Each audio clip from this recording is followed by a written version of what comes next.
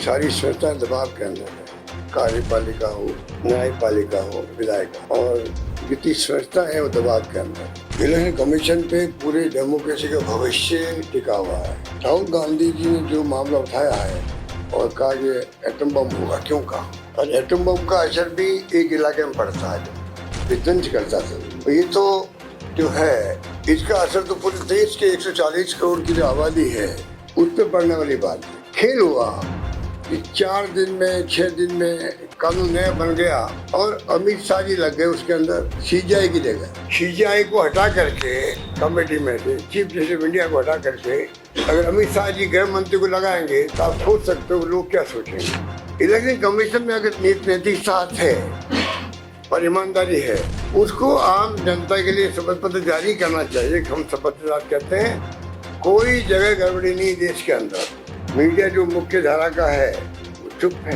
कल राहुल गांधी की इतनी इम्पोर्टेंट प्रेस कॉन्फ्रेंस थी, मीडिया ने दिखाया उसको। शुभ संकेत नहीं है ये। मीडिया की निष्पक्षता इतनी मजबूत होनी चाहिए, चाहे कोई पार्टी हो, सत्ता पक्ष हो विपक्ष हो, सत्य को आधार बना करके वो बोल्ड होकर के अपनी बात कहे। उसको कहते हैं चौथा स्तंभ। कांग्रेस का नेतृत्व था, गांधी का नेतृत्व था पहले दिन से ही। जिस दिन से संविधान लागू हुआ उसी दिन से यहाँ पर इस देश के अंदर महिलाओं को, पुरुषों को, शेड्यूल कास्ट हो, ट्राइब हो, आदिवासी हो, ओबीसी हो, कोई जाति बिरादरी का हो, कोई भाषा बोलने वाला हो, सबको बराबर एक वोट का अधिकार दिया गया। कल जो है राहुल गांधी की प्रेस कॉन्फ्रेंस के बाद में ये जो उछल कूद करते हैं बीजेपी वाले, इसी वक्त में आएंगे मीडिया पे डिस्कशन भाग लेंगे, आरोप लगाए कांग्रेस को, पूरा हवा खड़ा करेंगे। कल दिन में गायब रहे लोग, गायब क्यों रहे? और जिस परिवार का, जिस राहुल गांधी की दादी शहीद हो गई, पिता शहीद हो गए, उसको राष्ट्र भारतीयता का पाठ पढ़ा जा रहा। तो 4 वेबसाइट जो है राजस्थान की, महाराष्ट्र की, बिहार की और एमपी, राजस्थान, महाराष्ट्र, बिहार और मध्य प्रदेश, 4 वेबसाइट खुल नहीं रही है। हो सकता है इस प्रेस कॉन्फ्रेंस के बाद में खोल दे, सुन करके अलग बात। अभी तक नहीं खुल रही है, इसका मतलब है सुधार कर रहे होंगे वो लोग। और जिस प्रकार से देश में हालात बन गए हैं, जब हम लोग कहते हैं कि डेमोक्रेसी को खतरा है, लोकतंत्र को खतरा है देश के अंदर, बार बार हम लोग बोलते हैं। क्यों बोलते हैं? ये सारी संस्थाएं दबाव के अंदर है, कार्यपालिका हो, न्यायपालिका हो, विधायिका हो, और जितनी संस्था है वो दबाव के अंदर है। और हम सब चाहेंगे कि ये संस्थाएं क्रेडिबल संस्थाएं हैं, इनकी क्रेडिबिलिटी बनी रहे, चाहे वो आईटी या इनकम टैक्स, सीबीआई या ईडी हो, और साथ में इलेक्शन कमीशन। इलेक्शन कमीशन पे पूरे डेमोक्रेसी का भविष्य टिका हुआ है। इलेक्शन कमीशन की निष्पक्षता सबसे जरूरी है, उसी के साथ में फ्यूचर जुड़ा हुआ है डेमोक्रेसी का। राहुल गांधी जी ने जो मामला उठाया है और कहा कि एटम बम होगा, क्यों कहा? और एटम बम का असर भी एक इलाके में पड़ता है, विध्वंस करता था। तो ये तो जो है इसका असर तो पूरे देश के 140 करोड़ की जो आबादी है उस पर पड़ने वाली बात है। क्योंकि अगर चुनाव में अगर रिगिंग स्वस्थता के तरीके से करेंगे, इलेक्शन कमीशन और सत्तारूढ़ पार्टी ले जाएंगे, तो फिर डेमोक्रेसी कहाँ रहेगी? ये बहुत खतरनाक खेल हो रहा है देश के अंदर, जिसकी तरफ राहुल गांधी ने देशवासियों को सचेत किया। इस प्रकार से ये कोई मामूली, कल का प्रेजेंटेशन राहुल गांधी का मामूली नहीं था।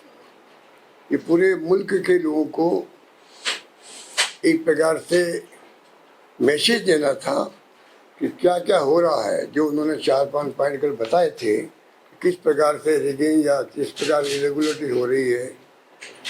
अब इलेक्शन कमीशन को चाहिए था कि निष्पक्ष होता वो। निष्पक्षता पे संदेह तो जैसे ही कानून पास किया मोदी जी ने, इलेक्शन कमीशन को कैसे सेलेक्ट किया जाए तभी पैदा हो गया। जब सुप्रीम कोर्ट ने कहा कि एक प्राइम मिनिस्टर, नेता प्रतिपक्ष और सीजीआई सुप्रीम कोर्ट के, वो होंगे कमेटी के अंदर, वो चयन करेंगे इलेक्शन कमीशन। अगर वो प्रक्रिया होती तो ना तो इतने संदेह पैदा होते, ना सुप्रीम कोर्ट में FIR के लिए जाना पड़ता, ना राहुल गांधी जी को ये नौबत आती कि वो इस सब बातें बताते। स्थिति नहीं बनती है। पर जिस प्रकार से खेल हुआ कि 4 दिन में 6 दिन में कानून नया बन गया और अमित शाह जी लग गए उसके अंदर CGI की जगह। अब CGI को आप अगर CGI को हटा करके कमेटी में से चीफ जस्टिस ऑफ इंडिया को हटा करके अगर अमित शाह जी गृह मंत्री को लगाएंगे तो आप सोच सकते हो लोग क्या सोचेंगे। संदेह पैदा नहीं होगा क्या? स्वाभाविक है। वो संदेह पैदा उस दिन से हो गया। उसके बाद में जो हम देखते हैं रवैये बदले हुए हैं इलेक्शन कमीशन के, रवैया बदल गया। अभी 40-50 साल से हम लोग देख रहे हैं इलेक्शन कमीशन पे कोई पक्षपात का आरोप लगाता था तो वो सफाई देता था, ये काम होता है। कोई भी व्यक्ति अगर मान लीजिए आरोप लगाता है, राहुल गांधी तो नेता प्रतिपक्ष भी है, अगर मान लो ऑर्डिनरी एक आम आदमी वो भी अगर आरोप लगाए तो इलेक्शन कमीशन की ड्यूटी है कि पब्लिक में जो एक अगर परसेप्शन बन रहा है तो उसको साफ करें। ये इलेक्शन कमीशन की ड्यूटी है। देश का आम नागरिक भी कोई आरोप लगा दे, छोटी पार्टी बड़ी पार्टी कोई आरोप लगा दे, तो राहुल गांधी तो नेता प्रतिपक्ष भी है लोकसभा के अंदर, वो आरोप लगा रहे हैं। आप बजाय इसके ये कहने के हम इसकी पड़ताल कर लेंगे, कहीं बेईमानी हुई तो हम एक्शन करेंगे उसके खिलाफ में, तब तो लगता है आपकी ईमानदारी।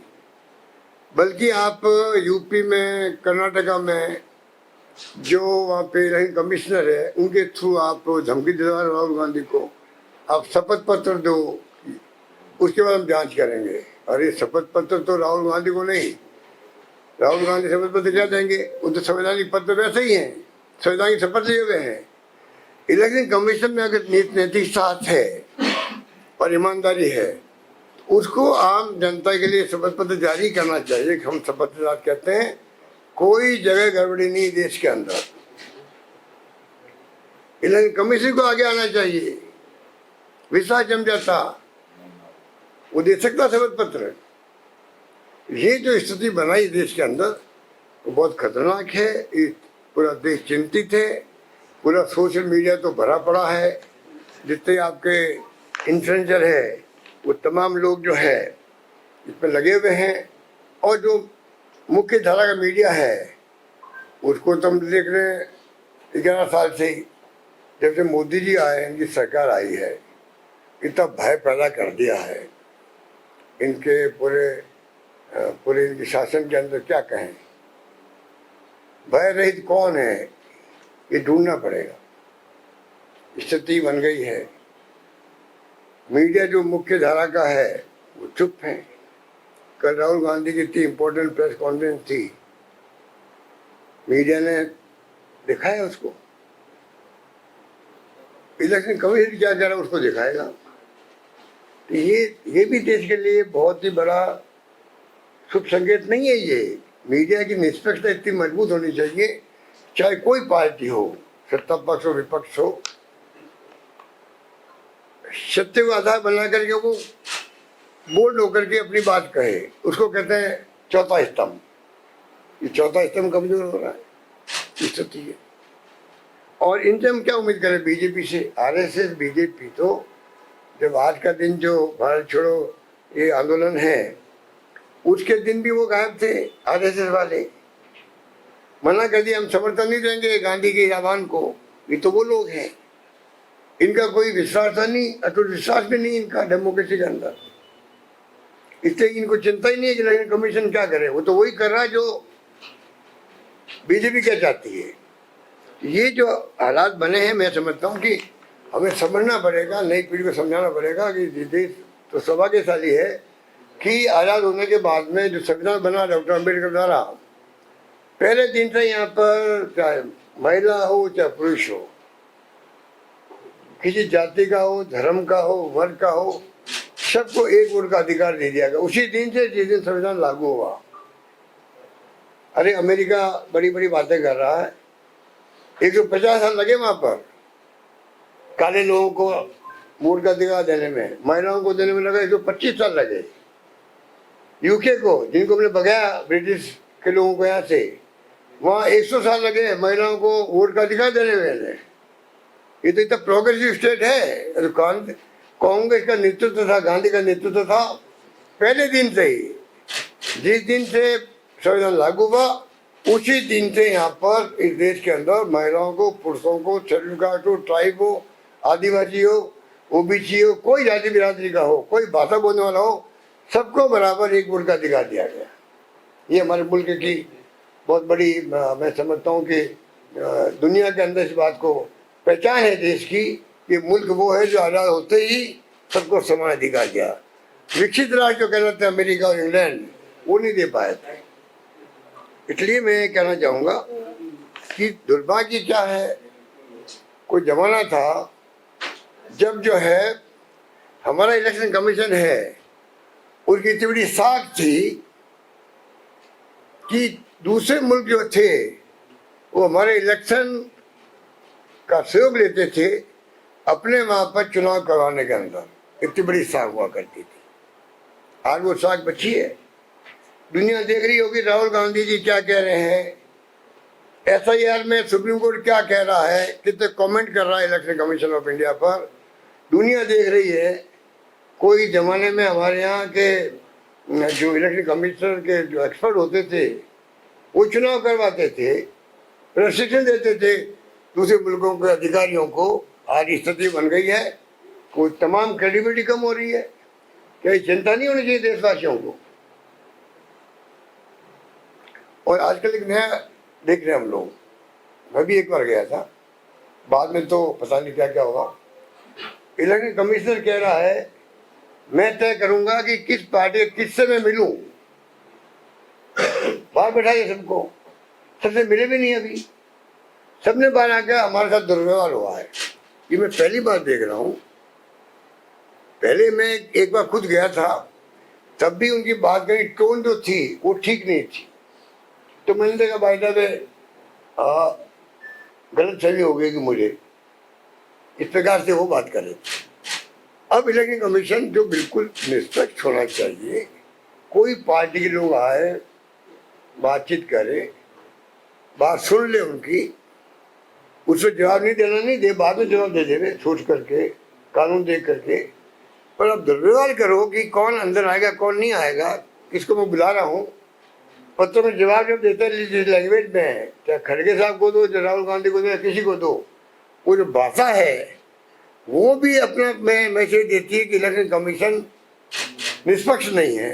जिस मुल्क में अगर ये बात हो तो बहुत खतरनाक बात है। इसलिए मैं कहना चाहूँगा कि जो स्थिति बन रही है और जो राहुल गांधी जी ने एग्जाम्पल दिया है, अब कल देखिए ना आप, कल जो है राहुल गांधी की प्रेस कॉन्फ्रेंस के बाद में ये जो उछल कूद करते हैं बीजेपी वाले, इसी वक्त में आएंगे मीडिया पे डिस्कशन भाग लेंगे, आरोप लगाए कांग्रेस को, पूरा हवा खड़ा करेंगे।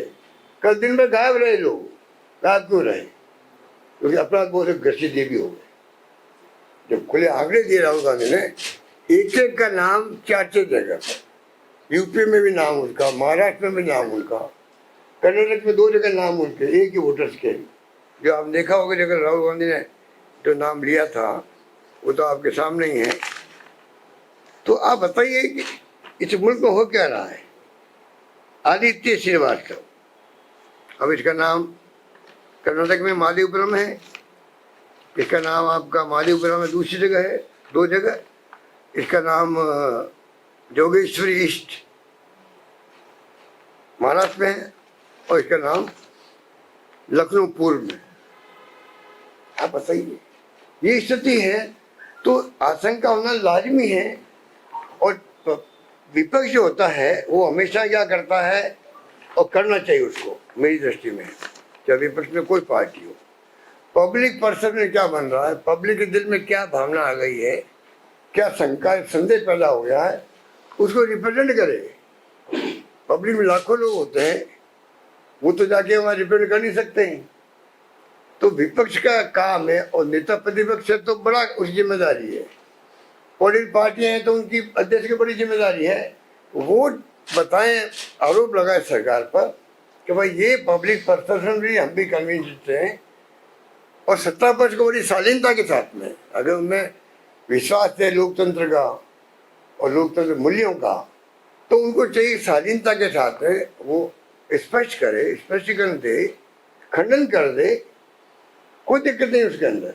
पब्लिक भी फैसला करती है कि कौन सही है कौन गलत है। विपक्ष कह रहा है वो सही है, जवाब इनका आया है वो सही नहीं आया है, उसमें सत्यता नहीं है, या जो जवाब आया है सत्ता पक्ष का उसमें दम है, विपक्ष की बातों में दम नहीं है। ये फैसला कौन करेगा? पब्लिक करती है। दुर्भाग्य से सब बातें खत्म है देश के अंदर। ये जो है मैं समझता हूँ कि स्थिति तो यही हो गई है कि जहाँ मतलब 6 महीने लगे राहुल गांधी को। बताया कल उन्होंने कि जो फॉर्मेट दिए कि इतने बड़े बड़े वो भर गए, वो डॉक्यूमेंट को पढ़ सकता है क्या? फोटो का मिलान करना, कहाँ तो यूपी, कहाँ महाराष्ट्र, कहाँ वो मधेपुरा, कर्नाटका, एक एक पेज को संभालो। फोटो ढूंढने के लिए, उसके वोटर लिस्ट के आईडी नंबर ढूंढने के लिए कितना टाइम लगता? 6 महीने लगे वो कह रहे थे। अगर वो फॉर्मेट में मांग रहे हैं ये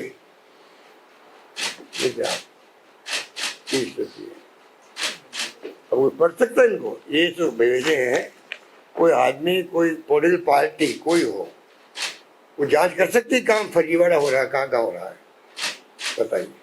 ये स्थिति है। इसको राहुल गांधी ने कल बताया बहुत अच्छे ढंग से। भाई मैं नहीं कह रहा हूँ, ये document election commission of India के लिए हुए हैं। अगर हमें ये एक्सेल फॉर्मेट दे देंगे तो मिनटों में मालूम पड़ जाएगा कौन से नाम डुप्लीकेट है, ट्रिप्लीकेट है, क्या है। यही तो मांग रहे हैं वो। और डेमोक्रेसी में क्या पॉलिटिकल पार्टी मांगना हक नहीं है क्या उनका? इस समझ के परे है कि किस प्रकार का व्यवहार इलेक्शन कमीशन ऑफ इंडिया करने लग गया है।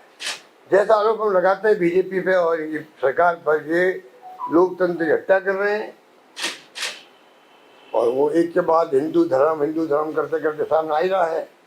अरे हिंदू भी है, मुस्लिम भी है, सिख भी है, ईसाई भी है, जैन भी है, पारसी भी है, अलग अलग भाषाएं भी है, तभी तो मुल्क एक अखंड है।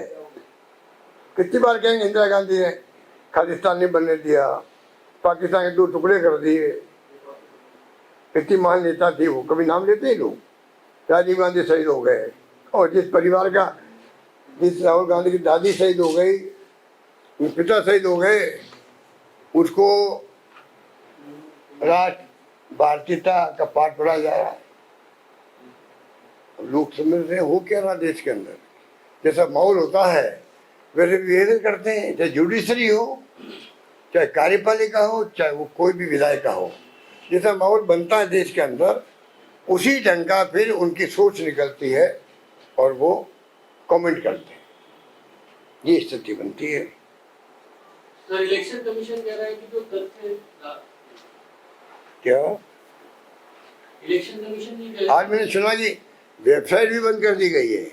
अभी हमने निकाला, कोशिश करी निकालने की, कोई आप अभी हमने उसका वो लिया है प्रिंट, क्या कहते हैं, प्रिंट आउट लिया है।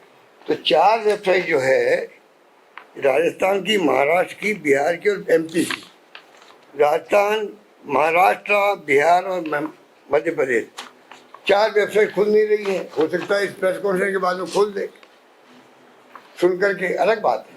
अभी तक तो नहीं खुल रही है। इसका मतलब है सुधार कर रहे होंगे वो लोग, कुछ भी करे होंगे। पर मैं फिर कहना चाहूँगा कि राहुल गांधी का बोलने का, गुस्से होने का, एटम बम कहने का जो नजरिया है वो कोई व्यक्तिगत नहीं है, देश हित के अंदर है। वो किसी के, उनकी जीवनी ऐसी है, उनका जीवन ऐसा है, उनका व्यक्तित्व ऐसा है, उनके कर्तव्य ऐसे हैं। मैं उनको बहुत करीब से मैंने पहचाना उनको। दुर्भावना या घृणा या नफरत किसी के प्रति नहीं है, चाहे वो नरेंद्र मोदी भी क्यों नहीं हो या कोई भी हो। ये उनको पहचानने में इनको वक्त लगेगा, वो अलग बात है। राहुल गांधी को पहचानने में इन लोगों को बहुत वक्त लगेगा। वो व्यक्तित्व ऐसा है जो दिल में प्रेम, प्यार, मोहब्बत, भाईचारा लेके चलता है, पर देश हित के अंदर, देश हित में जो बोलते हैं वो बात कड़वी लोगों को लगती है। आगाह करते हैं नोटबंदी को लेके, कोविड को लेके और किसी मुद्दे को लेके, तो लोगों को कड़वी लगती है, पर सच्चाई सामने आती है वो बाद में। उसी प्रकार से ये जो इश्यू उठाया है एलओपी के रूप में, ये उनका धर्म भी है, कर्तव्य भी है कि पब्लिक में क्या मैसेज जा रहा है। और खुल के कहा, पहले मैं बोल नहीं पा रहा था क्योंकि मुझे खुद को जो है श्योरिटी नहीं थी, इसलिए मैं बोलता था, पर उसमें वो मैं उस रूप में नहीं बोल पाता जो मैं बोलना चाहता था। अब जब मैंने 6 महीने लगाए हैं और 6 महीने मैंने देख लिया है कि वास्तव में तो वोटों की चोरी हो रही है और ये तो लोकतंत्र को खतरा है, तब जाकर के मैंने ये प्रेस कॉन्फ्रेंस कर रहा हूँ, एटम बम का नाम दे रहा हूँ, क्योंकि एटम बम पूरे मुल्क का लोकतंत्र खंडन हो जाएगा, कमजोर होगा, तो पूरे मुल्क को नुकसान है। इसलिए एटम बम के रूप में ये मुल्क के लिए, मुल्क के भविष्य के लिए ये बात है। सर, ये इलेक्शन कमीशन कह रहे हैं कि जो वोटों की चोरी का जो तथ्य सबूत जो राहुल गांधी जी ने दिया है, तो उसके लिए शपथ पत्र पेश करें, क्यों नहीं कर रहे हैं? अगर नहीं करें, शपथ पत्र तो देना चाहिए इलेक्शन कमीशन ऑफ इंडिया को कि हमारे यहाँ कोई गड़बड़ नहीं है। वो तो संवैधानिक पद पर है, जो संवैधानिक शपथ लिया हुआ है वो शपथ पत्र किसको देगा? इलेक्शन कमीशन को देगा। बेहूदी मांग कर रहे हैं वो बेहूदी मांग कर रहे हैं। उनको कहना चाहिए, हाँ हम शपथ के साथ कहते हैं जांच करवा लिए, कोई इसमें गड़बड़ नहीं है। आप वो कहते हैं आपके जो आप बता रहे हो इसमें गलत है या सही नहीं है, वो बताएं। वो ये बात तो वो खंडन करें ना, हमने आरोप लगा दिया उनके ऊपर। अब इलेक्शन कमीशन को चाहिए, जो राहुल गांधी जो सीट बता रहा है माधोपुरा की, यूपी की, या जो अलग जगह वोट है श्रीवास्तव के, उस पर मान लीजिए वो लगता भी नहीं राहुल गांधी बता रहे वो ठीक नहीं है। सच्चाई ये है। ये बात तो भाई जो डेमोक्रेसी में क्या होता है, विपक्ष सवाल पूछता है, सत्ता पक्ष होता है, ब्यूरोक्रेसी होती है, विधायिका होता है, ये जवाब देती है। उसके बजाय वो कह रहे आप शपथ पत्र दो, जैब मिटाने के लिए कह रहा है वो इलेक्शन कमीशन को जवाब क्या देगा? जब बीजेपी कल गोल हो गई दिन भर, अंदाज लगा लो उससे।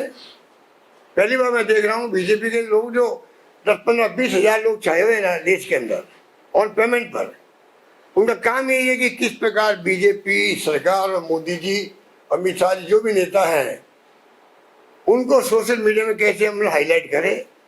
कोई उनके ऊपर कोई बात कह दो, आप सच्चाई भी कह दो, वो सहन नहीं कर सकते। उसी वक्त जवाब आएगा, हमला हो जाएगा। बाकी लोगों के पास साधन है नहीं, हम लोगों के पास तो उनकी आवाज दबा देंगे लोग। ये इनका तरीका है मोदी जी के सोच का, और वो चल रहा देश के अंदर। जब से चुनाव में उतरे में मोदी जी 13 के अंदर पीएम के उम्मीदवार बने, सितंबर 13 में, मार्च में बने थे ये कन्वीनर या कैंपेन कमेटी चेयरमैन, तब से पूरी प्लानिंग की हुई थी लोगों की।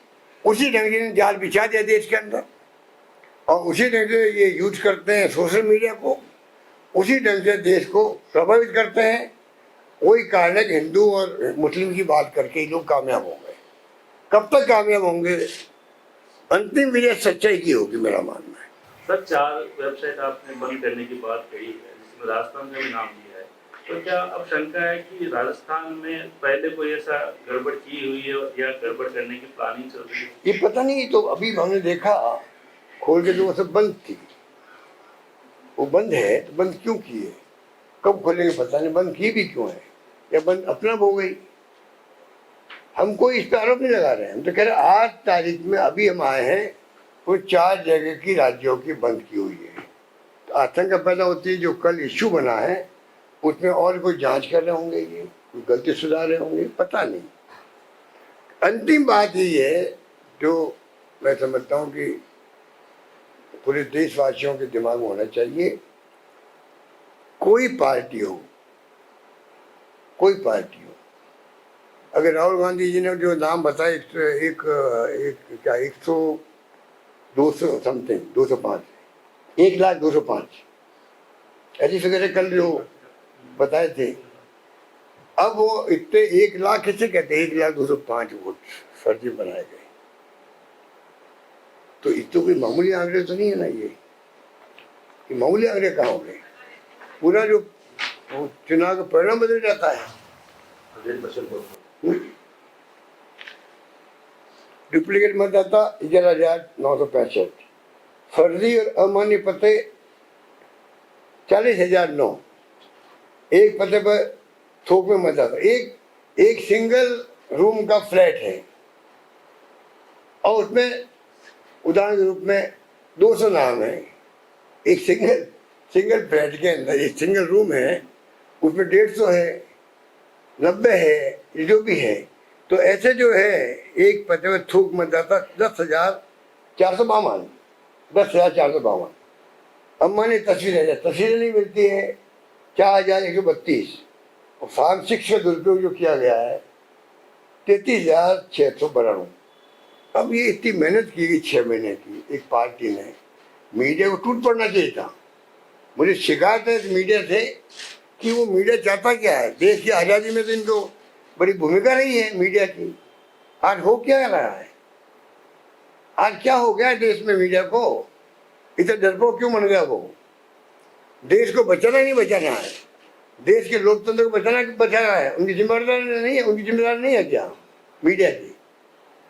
अरे उस समय में फ्रीडम फाइटर भी पत्रकार हुआ करते थे, जयनाथ जी और कई लोग ऐसे हैं। क्या हो रहा देश में, ये लोग इतनी मेहनत करी एक पार्टी ने। या तो आपको मीडिया में चाहिए था इसकी जांच करते हो, राहुल गांधी जी के इस 6 महीने की जो जांच हुई उसकी जांच करती, उनका फिर उनके ऊपर वो कमेंट करते। आइदर वे अच्छा काम किया या ये सर्वे अच्छा नहीं किया। तो आपको लगता है कि इस आधार पर जो बाकी सरकारें बनी, बीजेपी की या जो बनी, इस वोट चोरी के कुछ आधार भी कर सकते हैं। राहुल गांधी ने कहा ना, जो सरकारें बनी, भारत सरकार खुद बनी है, 25 सीटें अगर मान लो नहीं होती इनकी MP की, इस सब पर थोड़ी बेईमानी होती है। इतनी बेईमानी इतनी होती है कि आप जीत जाओ चुनाव को, वो बेईमानी बहुत बड़ी होती है।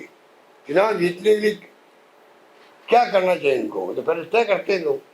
धन बल इनके पास क्या नहीं है बताइए। धन बल के आधार पर डेमोक्रेसी खतरा हो गया है, लूट लिया देश को। इलेक्ट्रल बॉन्ड आ गए, सुप्रीम कोर्ट कुछ नहीं कर पाया।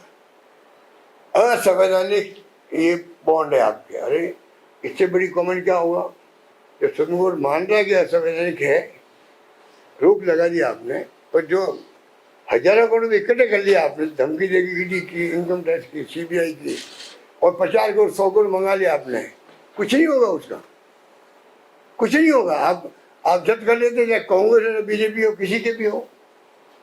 अरे क्राइम आप सिद्ध हो गया, क्राइम पर सजा नहीं देंगे हम लोग। क्राइम सिद्ध हो गया है, सजा नहीं देंगे हम लोग। क्या बात हुई, पेगासिस आया, कुछ नहीं कर पाया सुप्रीम कोर्ट।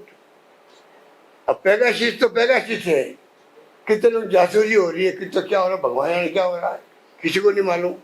कई सवाल ऐसे खड़े हो गए देश के अंदर कि सब मिला के देश में चिंता है, लोग दबाव में है, भय में जी रहे हैं और चिंतित भी है। तो क्या लगता है कि इस पूरे पब्लिक को आगे आना पड़ेगा, पब्लिक को आगे आना पड़ेगा। जब पब्लिक का मूड बदलेगा, समझ जाएंगे लोग, तब फिर दिमाग ठिकाना आएगा। नहीं तो दिमाग ठिकाना नहीं आएगा, मेरा मानना है।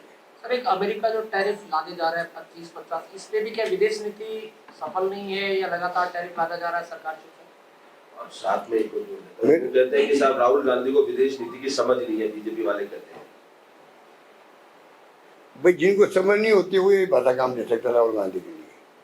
राहुल गांधी तो बहुत इंटेलिजेंट व्यक्तित्व वाला है, देश विदेश सब नीति की उनको जानकारी भी है, बहुत विद्वान आदमी भी है, उनका धर्म भी हो चाहे वो राजनीति हो, सबकी समझ है।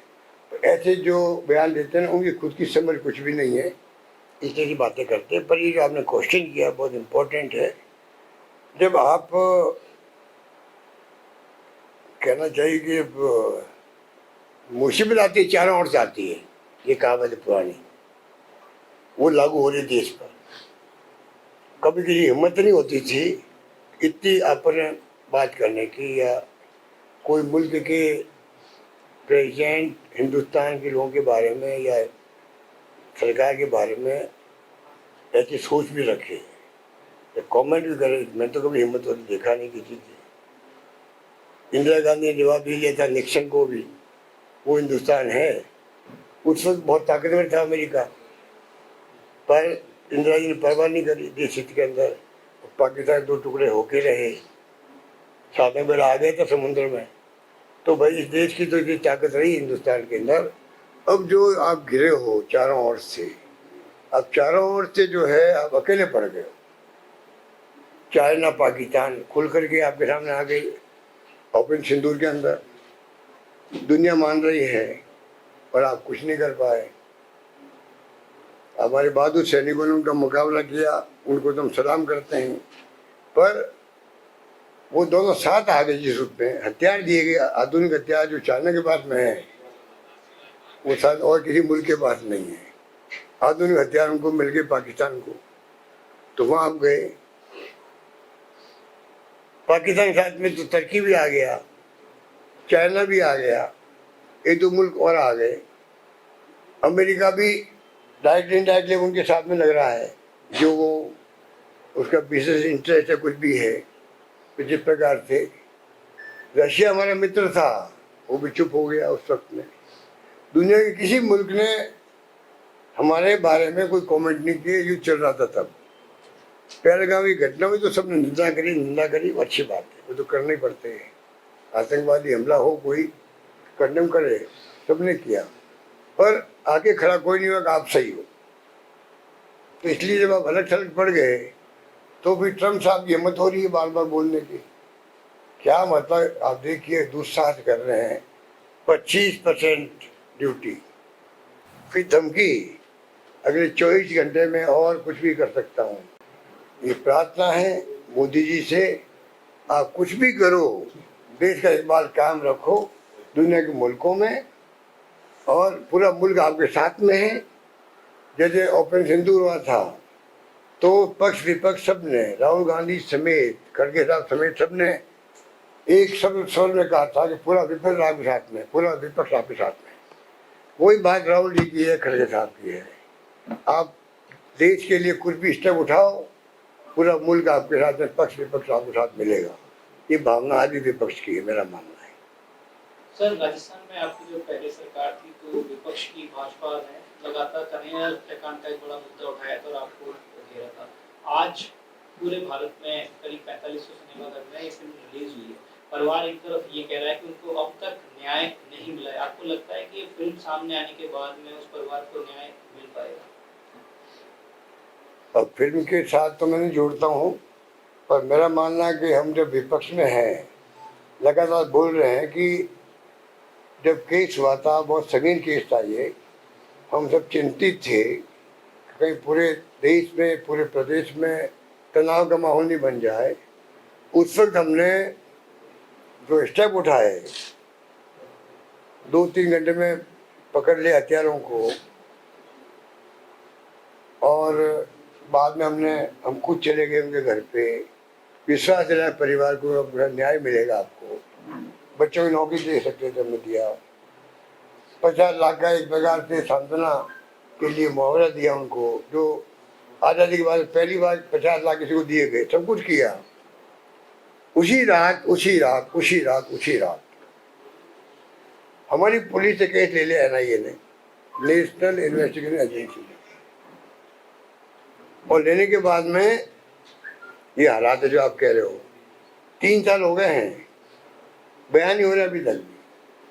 जज साहब है नहीं कोर्ट के अधिकार वक्त में, क्या नहीं की ड्यूटी नहीं थी कि केस अलग तरह का केस है। ये कोई मामूली केस नहीं था। ये केस वो था, अगर हमारे पास होता तो ऑफिसर्स केस डायरी में केस हम लेते, SOG केस को गंभीरता लेती, 6 महीने में 8 महीने में मैं समझता हूँ सजा हो जाती।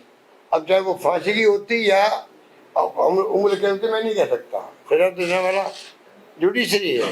पर इतना मैं कह सकता हूँ कि सजा हो जाती, वो सजा 3 साल नहीं हो रही है और कुछ बोलने वाला नहीं।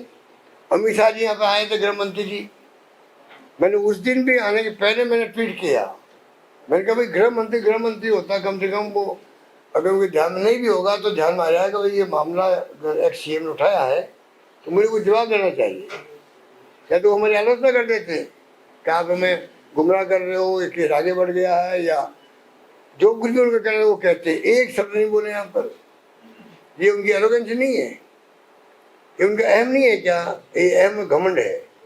जब मैं मामला उठा रहा हूँ, वो मामला जो इतना गंभीर रूप ले चुका था, कुछ भी वो संभव था, बताइए आप, तभी एक शब्द नहीं बोले वो।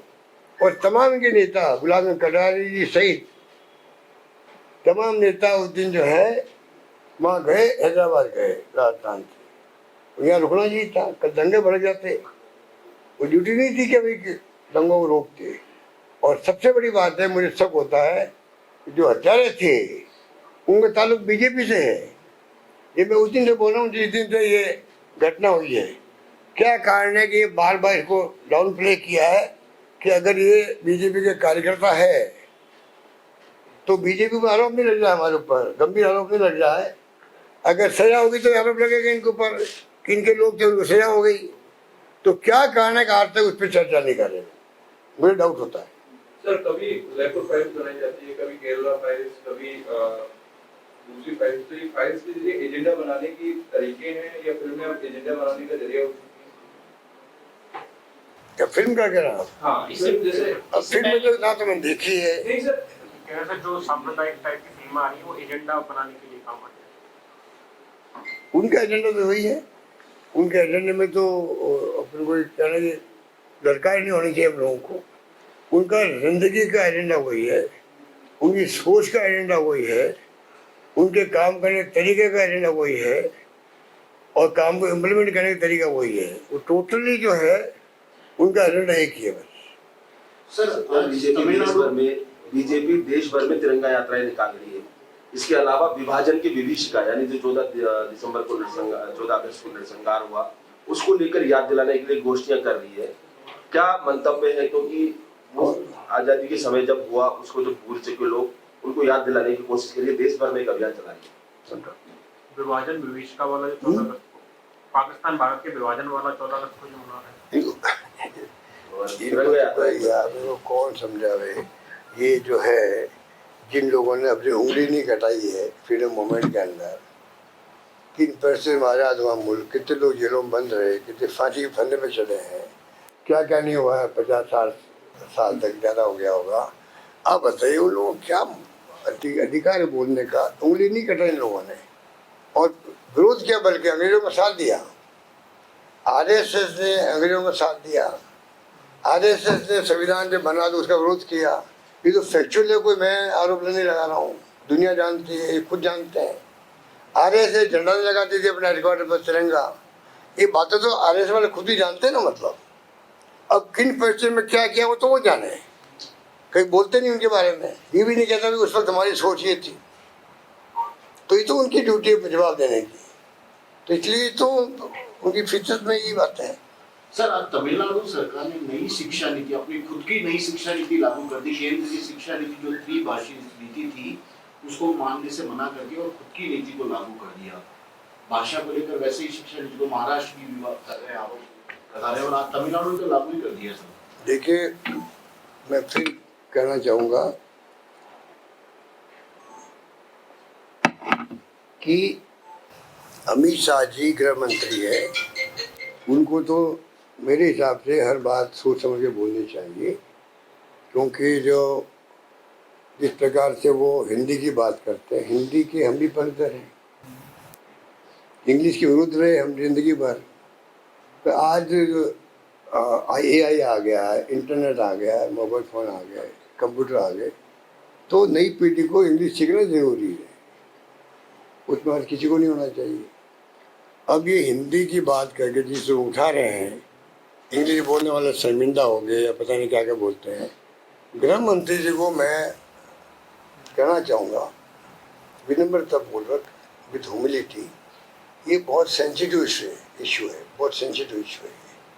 दक्षिण के लोग आज़ादी के बाद से बराबर हिंदी का विरोध करते आ रहे हैं।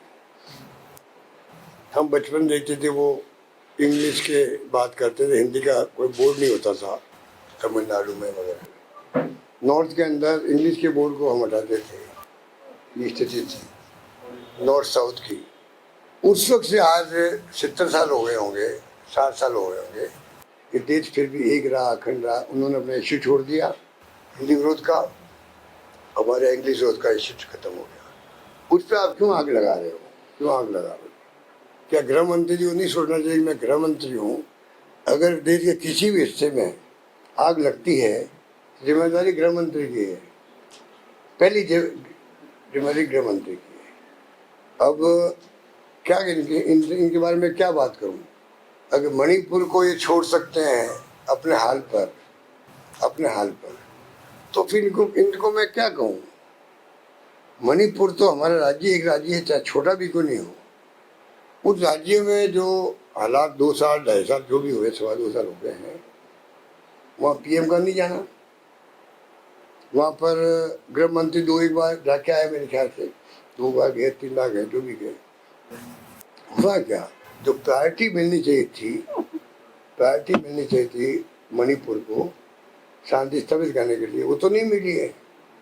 क्या इनकी ड्यूटी नहीं थी क्या? वो एक तरफ तो राहुल गांधी ने बोडो आंदोलन को शांत करने के लिए जो आश्वासित किया, एग्रीमेंट अरेंज किया कांग्रेस शासन में, जब प्राइम मिनिस्टर वो थे तब, तो हमें सत्ता गंवानी पड़ी वहाँ आसाम की। इस्तीफा हुआ कांग्रेस सरकार का और उनके लिए मार्ग प्रशस्त किया, सत्ता में पाओ। एक स्टेट को सेक्रीफाइस किया कांग्रेस ने। अब जाके 2 साल बाद जाके मैं राष्ट्रीय शासन लागू किया है। ये नीति ऐसी है, उसका देश भुगत रहा है, भुगतेगा। रक्षाबंधन और महिला अत्याचार पे भी कुछ बोलेंगे? रक्षाबंधन और महिला अत्याचार, ये सरकार जगह जगह राखी। अब मैं रोज देखता हूँ, क्या बोलूं, आप भी मीडिया वाले हो, हमें तो शर्म आती है, गुस्सा भी आता है कि रोज की क्या क्या घटना हो रही है। कमाल ही हो गया। आज भी कुछ अखबार उठा लीजिए आप, कोई घटना मिल जाएगी आपको। बच्चों के साथ रेप हो रहे हैं, महिलाओं का अत्याचार हो रहा है, और चैन खींचने का तो रिकॉर्ड बन रहा है। और जो चैन सिग्नेचर है वो कहते हैं हमारे सबसे मुफीद जगह जयपुर हमारी, पढ़ा हुआ है आपने, सबसे अच्छी जगह हमारे लिए सुविधाजनक चैन खींचने की जगह कहीं है राजस्थान में तो जयपुर है। वो पूरा आया है, न्यूज आई पूरी आपके अखबारों के अंदर। वो क्यों है बताया उन्होंने, किस प्रकार से हम यहाँ सुबह शाम टाइमिंग फिक्स होते हैं हमारे, किस प्रकार से हम चैन को स्नैच करते हैं। तो अगर जयपुर को बना रखा तो Jaipur commissionerate, police commissioner mister Biju George, वो तो आपने रखे थे, वो तो आपने चलते हैं। हमने लगाया तो सही आदमी लगाया, और अभी इन्होंने नहीं हटाया तो सही किया, वो अलग बात है। परंतु अच्छा ऑफिसर है वो, अच्छा ऑफिसर नाम है इसलिए लगाया, और अच्छा ऑफिसर है वो, इसमें कोई दो राय नहीं। पर क्या होता है कि उसके बावजूद स्थिति यदि बन जाती है तो फिर एक्शन करना चाहिए उसी ढंग से, उसमें सक्षम है वो एक्शन करने में, उनको ऊपर सपोर्ट मिलना चाहिए। और मेरे ख्याल मिल रहा होगा डीजी का। नए डीजी आए तो मैं समझता हूँ अभी सरकार की टॉप प्रायोरिटी होनी चाहिए। एक तो महिलाओं पर अत्याचार, रेप की घटनाएं रुके, और जो डकैती बच्चे डालते हैं सड़कों पर, गाड़ियों पर, जो घटनाएं आ रही है, तो ये व्यवस्था जो है क्राइम इतना बढ़ता जा रहा है। टॉप एजेंडा गृह मंत्री खुद है, मुख्यमंत्री, उनका होना चाहिए कि वो बैठ के बातचीत करे, और जो कदम उठा सकते कड़े से कड़े वो उठाना चाहिए उनको, ये मेरा मानना है। वो तो जब भी कुछ बात करते हैं अपराध की, आप ट्वीट करते हैं, वो ये कहते हैं कि साहब अशोक गहलोत सरकार नंबर 1 थी अपराध में। चलो हम नंबर 1 नहीं, हम टॉप पे होंगे मान लो कंट्री में, छोड़ो हमें, तो हमने गलती करी मान लीजिए, आप तो ठीक कर लो उसको। आप कब तक दौड़ देते 5 साल निकालोगे? पब्लिक तो मर रही ना, तकलीफ आ रही है। हमने गलती करी, क्या किया, हमारे वक्त में क्या हुआ, छोड़ दो उनको। आपने खूब याद कर लिया, 1.5 साल 2.25 साल हो गए। आप तो करो भाई कुछ, तो जनता को राहत मिले। सर राहुल गांधी ने जो आरोप लगाए हैं वो सही है, इससे तो लगता है कि एक ही पार्टी की सरकार बनती रहेगी। ऐसे में कांग्रेस की राह कैसे आसान होगी सत्ता में वापसी?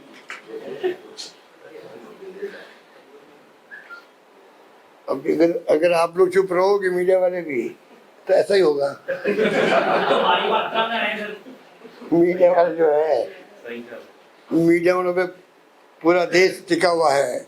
भविष्य जो देश का है उनको तय करने में मीडिया की बहुत बड़ी चौथा स्तंभ बहुत बड़ी भागीदारी होती है।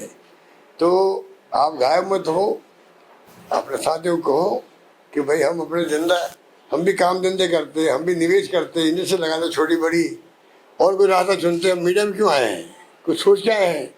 ये कोई कम बात नहीं कि आप में जो लोग आते हैं मीडिया में कुछ सोच समझ के आते हैं। तो आप भी ट्राई करते हैं कहीं ना कहीं दो पैसे कमाने की। यहाँ तो पता नहीं क्या क्या हो रहा है। तो आप बताइए कि इसमें देशवासियों को आगे आना पड़ेगा। जो आप कह रहे हो जवाब यही है, देश में एजुकेट करना पड़ेगा पब्लिक को भी। पब्लिक सब बातें नहीं समझ सकती है, मीडिया वालों की, लेखकों की, साहित्यकारों की, सबकी भूमिका है इसके अंदर, पॉलिटिकल पार्टियों की। हम तो अपना काम कर रहे हैं। राहुल गांधी जी जो मेहनत की 6 महीने, वो काय के लिए करी? इसलिए तो की है कि डेमोक्रेसी तो बचाओ कम से कम देश में। पर वो खाली राहुल गांधी अकेले गए क्या काम चलेगा? राहुल गांधी की भावना को सब एडोप्ट करके आगे से आगे बात करें, माहौल बनेगा, दबाव पड़ेगा इनके ऊपर, दोनों सड़कों में आ जाएंगे लोग। नहीं तो